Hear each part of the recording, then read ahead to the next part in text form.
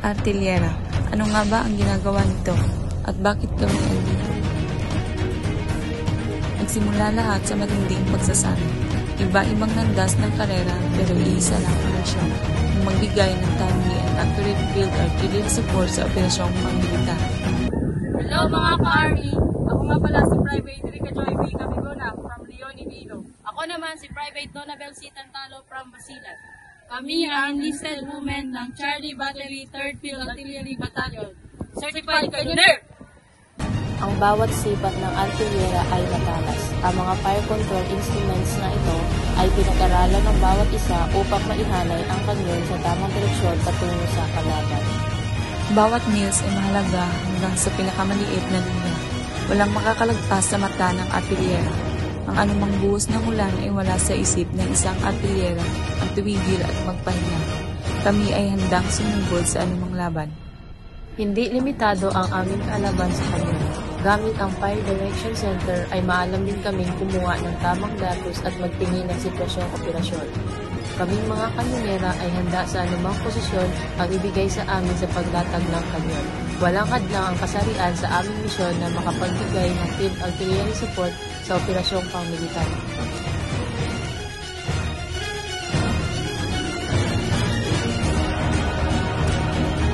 Hello mga ka-Army, ako si Second Lieutenant Angela Carla Alanas, platoon leader ng Charlie Battery 3rd Field Artillery Battalion. Graduate ako sa PMA Class of 2022 at ito ang first assignment ko. Pinag ko ang aking salita sa AFP na maglingkod sa bansa. Sa anumang posisyon at saan man mapunta. Ang Kilometer 7 ay isang FOD dito sa Samar, lugar kung saan kami nilagay para makatulong sa pagkamit ng kapayapaan.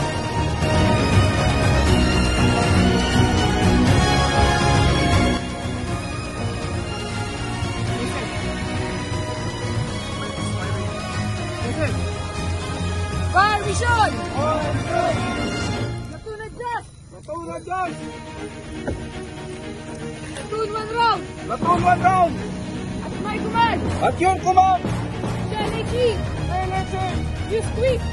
Quick! That number! That number! PS back! Yes, done! 9K! 09K! 400! 400! Dash 069! That's 09! Guard 7! Site 1004! Side 104! Elevation 498! Division 48! Distance 6391! Division 6391! Azimuth Part 1490! Kapal 1490! Durage in effect! Bilang isang platoon leader, responsibilidad ko ang gabayan sila bilang isang platoon. Pinapahalagan ko ang bawat kakayahan ng aking tropa. Tinitingnan ko din ang kalagayan ng kanilang moral at disiplina bilang isang sundalo.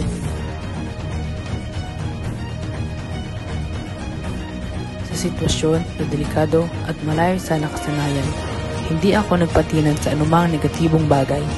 Ako ay laging positibo sa aking mga desisyon. Sinisigurado ko sa tropa at sa unit na kaya ko makapagbigay ng tamang komando. Start! Fire! Rise!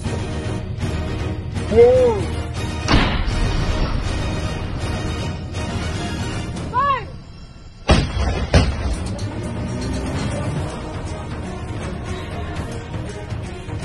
Sir, IPH, delivered platoon 1 round at TRP 20, sir.